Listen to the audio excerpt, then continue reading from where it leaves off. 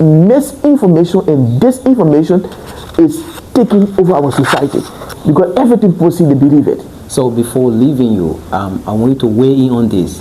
Do you think that our profession needs some overhauling, or what's your thought? Mark, the president of Liberia that is responsible for regulating journalists needs to get on their feet to be able to know who are the journalists from journalists. But do you also know that the Ministry of Information liaising not journalists but institutions, it is not within the purview of the Press Union of Liberia. Yes. So how can you give me a tax that I don't have any? Okay, let us take for example, Mark. If you happen to be the Minister for Information and you check a database, you have press conferences at the office, which is a regular or briefing, for an example. Different journalists from different places will come. But guess what? If you have over 100 journalists at that place, or the 100 journalists, so that only 20 of the journalists will be or let's say accredited media institutions. The balance rest are running platforms that are not even registered. So the first thing you do to avoid those things, you get hold of them. When you get hold of those that are running platforms that are not registered to the government, because if your platform is registered to the government, if something happens wrong, you know the right way to take. But you will never chase after somebody when you have information about them. So this is one of the reasons why the journalists that are covering stories with their phones, they don't even write nothing. They will just put caption because they want for people to see what they can do, and some of them you hear them talking all kinds of things.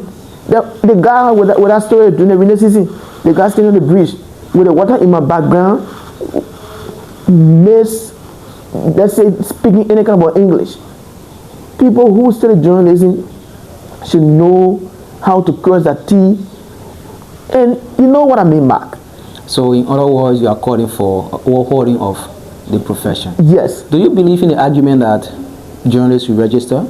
That's the last question. If journalists should register, like in the bar association, the lawyers register. In the nursing profession, the nurses register. Mark, do you think that journalists should register before practice in Liberia? I will tell you 100% I support that idea. My reason is very simple. If journalists will be lessened to practice their profession, right, this profession will be better. Let's take for example the LNBA, that is the Liberian National Bar Association. If you are not a lawyer, you are there not to enter into the court with gun on you. So if you are not a journalist, if you are not a licensed journalist, nobody expects you to be at a press conference. Nobody expects you to be at a program with journalist gadget. It got to be seized. Why? Because you are impersonating the profession. Every society that have progressed, it is how well that society abide rules and regulation. And lastly, every good father regulate their child or their home on what to be done. Because if the father sit down and allow everybody to have their will, definitely the home will be scattered. If the mother is supposed to be the take care of the children, then you see the mother maybe sitting in the background or also gossiping with other people in the community. It will not show some value to that family. Mark. So these are things that the president need to do. And I can remember, anyone who have good vision, people don't see them. But people who don't have the vision, these are people that people run after. Maybe because they are given a little of nothing. So thank you very much.